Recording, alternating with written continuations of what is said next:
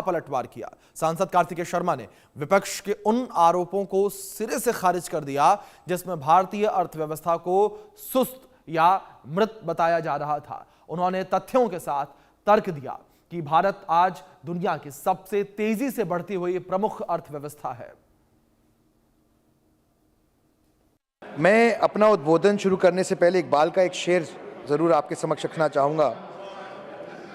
नजर को बदलो तो नज़ारे बदल जाते हैं, नज़र को बदलो तो नज़ारे बदल जाते हैं, सोच को बदलो तो सितारे बदल जाते हैं। सभापति महोदय, ये ऐतिहासिक अवसर है जहां वित्त मंत्री श्रीमती निर्मला सीतारमण जी ने अपना नवा बजट प्रस्तुत किया है, लेकिन इस बजट को समझने के लिए हमें इतिहास में जाना पड़ेगा और उसका संदर्भ समझना पड़ेगा, क्योंकि जो संज्ञा भारत की इकोनॉमी को दी गई एक डेड इकोनॉमी की, तो अब इतिहास से शुरू करेंगे तो हमें पता लगेगा कि हम कहाँ थे, कहाँ हैं और कहाँ जाएंगे। 1947 में जब भारत आज़ाद हुआ था तो भारत दुनिया की छठी सबसे बड़ी अर्थव्यवस्था थी।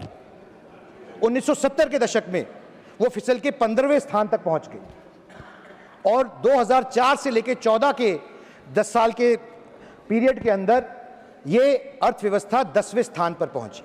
हमें लगभग 40 से 45 साल लगे 15वें स्थान से 10वें स्थान पर आने के लिए, लेकिन 2014 से लेकर पिछले 12 साल के अंदर हमें 10वें स्थान से चौथे स्थान पे आने में केवल 12 साल लगे और बहुत ही जल्द भारत दुनिया की तीसरी सबसे बड़ी अर्थव्यवस्था बनने जा रहा है। यह सिर्फ 12 साल में संभव हो पाया क्योंकि जो माननीय नरेंद्र मोदी जी का विजन है, विकसित भारत का विजन है, उसके एक रोड मैप के तहत एक योजनाबद्ध तरीके से भारत ने अपनी विकसित भारत की यात्रा शुरू करने का काम किया और यह बजट उस रास्ते को प्रशस्त करने का काम कर रहा है। मैं कुछ आंकड़े आपके समक्ष रखना चाहूंगा जो कि डेड इकोनॉमी की संज्ञा का जवाब देते हैं। 2013-14 में कैपिटल एक्सपेंडिचर जो था वो आज 450 गुना बढ़ के 12 लाख करोड़ हो चुका है। 2014 में 12 किलोमीटर प्रतिदिन जो हमारे हाईवेज बनते थे, आज वे 3 गुना बढ़ के 34 किलोमीटर प्रतिदिन बन रहे हैं। Honourable chairman sir, these are not mere concrete roads. Sir, we are building the veins and arteries of a विकसित भारत। कल मैं दूसरे सदन में कुछ वरिष्ठ सांसदों की वक्तव्य सुन रहा था तो उसमें कहा गया कि मेक इन इंडिया के प्रतीक में बना शेर जंग खा गया है। मैं उस बात का जवाब कुछ आंकड़ों के द्वारा देना चाहता हूं। 2014 में इलेक्ट्रॉनिक्स मैन्युफैक्चरिंग देश में 1 दिसंबर 9 लाख करोड़ की थी, आज 10 लाख करोड़ से ज्यादा की है। मोबाइल मैन्युफैक्चरिंग में इंडिया दुनिया का सबसे दूसरा बड़ा मोबाइल मैन्युफैक्चरिंग देश बन चुका है। डिफेंस एक्सपोर्ट्स जो कि सिर्फ 700 करोड़ थे 2013 में, आज बढ़कर 23,000 करोड़ हो चुके हैं।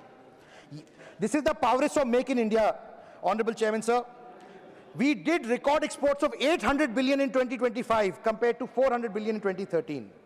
प्रत्यक्ष को प्रमाण नहीं, what is evident does not need evidence.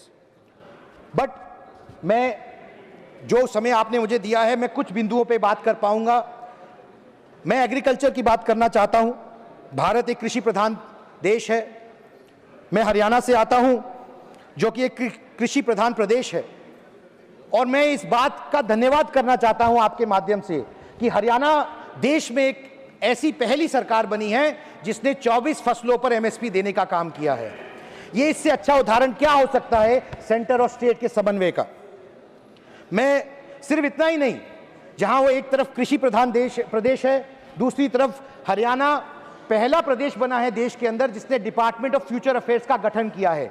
चाहे तकनीक की बात करो, चाहे साइंस की बात करो या कृषि की बात करो, हम हर जगह आगे बढ़ रहे हैं क्योंकि जब विकसित हरियाणा बनेगा तो विकसित भारत बनेगा।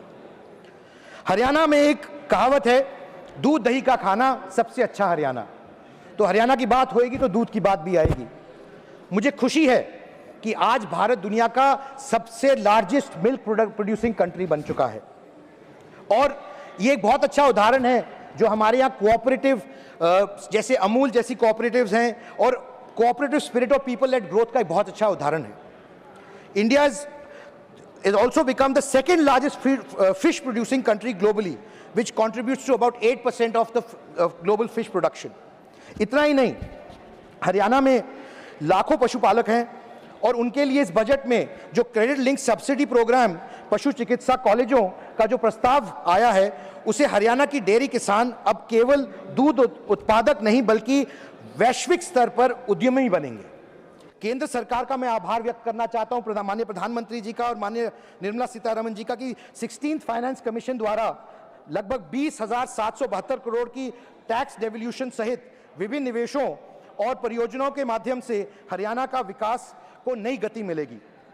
मैं परसों बहुत ध्यान से सुन रहा था जब यह कहा गया कि रूरल डेवलपमेंट और एग्रीकल्चर का बजट कट किया गया है।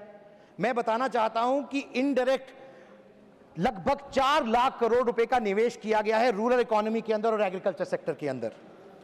मेरे एक वरिष्ठ सहयोगी ने कल एक हेल्थ केयर सेक्टर के ऊपर बात की और भारत की तुलना अमेरिका से करने का काम किया। मैं उसमें भी कुछ रोशनी डालना चाहता हूं। The health expenditure proposed in the budget was compared with America. ये एक भ्रमित करने का तरीका है, क्योंकि आयुष्मान भारत जो आज 5 लाख रुपए का बीमा योजना 12 करोड़ से ज्यादा परिवारों को, गरीब परिवारों को दे रहा है, जिसमें 11 करोड़ से ज्यादा लोगों का इलाज अब तक हो चुका है, और दुनिया का सबसे बड़ा हेल्थ कवरेज प्रोग्राम जो गवर्नमेंट फंडेड है, जिसमें 60 करोड़ लोग कवर होते हैं, हम उसकी बात कर रहे हैं और उसे हमें संदर्भ में समझना पड़ेगा। क्योंकि जब हम बात करते हैं कि अमेरिका में इलाज की क्या कीमत है और भारत में क्या है, तो हमें परचेजिंग पावर पैरिटी समझनी पड़ेगी कि 5 लाख रुपए के अंदर हम जो चीजें भारत में मुहैया कराई गई हैं, वो उसकी कीमत अमेरिका में $1.5 लाख आती है। मैं कुछ एग्जाम्पल, इसके उदाहरण आपके सामने रखना चाहता हूं। Heart bypass surgery PM Jan Arogya Yojana में $1,20,000 से $1,80,000 तक होती है, जबकि अमेरिका में यही इलाज $70,000 से $1.5 लाख के अंदर होता है। एक एमआरआई जो 1,000 से 2,000 रुपए में भारत में होता है, उसकी कीमत अमेरिका में $3,000 आती है। नी रिप्लेसमेंट जो 80,000 से $1.5 लाख के बीच में हो पाता है, 30,000 से $50,000 में अमेरिका में होता है। बल्कि आयुष्मान भारत तो मल्टीपल सर्जरीज करा सकता है। USA is the costliest health care system of the world, India is the most affordable health care system of the world. मैं इसके बारे में भी कुछ आंकड़े आपके सामने रखूंगा। सभापति महोदय, मैं अपनी बात जल्द खत्म करूंगा, लेकिन मैं बहुत ही महत्वपूर्ण विषय पे बोलना चाहता हूं। अफोर्डेबल फार्मेसी, भारत को अब अफोर्डेबल फार्मेसी माना जाता है, जहां पे एक पैरासिटामोल का पत्ता $4 से $8 में आता है, जबकि वहां 15 सेंट में है, भारत में अवेलेबल है। इसी तरीके से एंटीबायोटिक्स की बात करूं या फिर ब्लड प्रेशर की महीने की बात करूं, तो बहुत $30 से $100 का महीने का खर्चा आता है, जहां 75 से सिर्फ $2.5 आता है।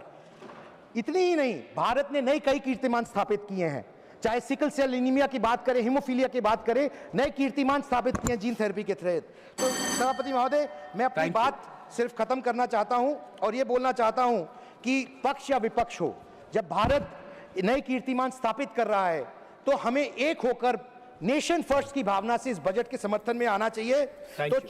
तो एक बात कह के खत्म करूंगा अपनी बात को। चेहरे तो समय के साथ सब बदल लेते हैं, चेहरे तो समय के साथ सब बदल लेते हैं, हालातों को बदलने वाले ही हालातों की बात करते हैं। धन्यवाद।